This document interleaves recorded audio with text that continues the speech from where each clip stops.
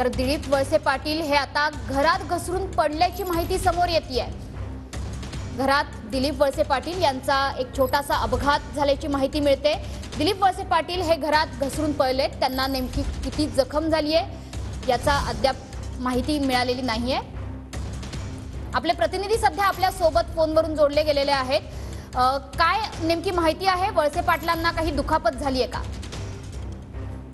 नक्कीच मनस्वी ज्या पद्धतीने पाहतो की राज्याचे सहकार मंत्री दिलीप वळसे पाटील यांना सध्या तरी गंभीर दुखापत झालेली माहिती समोर येत आहे। काल रात्रीच्या सुमारामध्ये घरी असताना त्या ठिकाणी लाईट सुरू करण्यासाठी ते उठले असताना त्यांचा पाय घसरल्याची माहिती सध्या आपल्याला मिळत आहे आणि पाय घसरल्यानंतर त्यांचा हात पाय आणि पाठीला दुखापत झाल्याची माहिती आपल्याला मिळते। दुसरीकडे ज्या आपण पाहतो की सध्या तरी त्यांची प्रकृती स्थिर असल्याचं डॉक्टरांकडून माहिती मिळते। मात्र पुढील 12 ते 15 दिवस सध्या ते रुग्णालयामध्ये उपचार सुरू असतील असाही अंदाज सध्या व्यक्त केला जातोय।